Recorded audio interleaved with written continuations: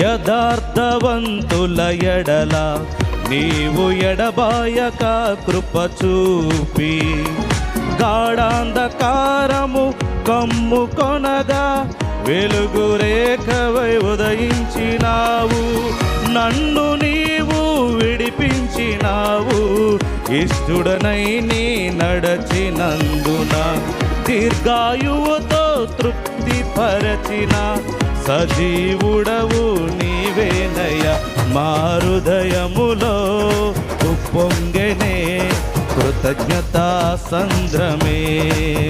నీ సన్నిధిలో స్తుతి పాడనా నా హృదయ విద్వాంసుడా.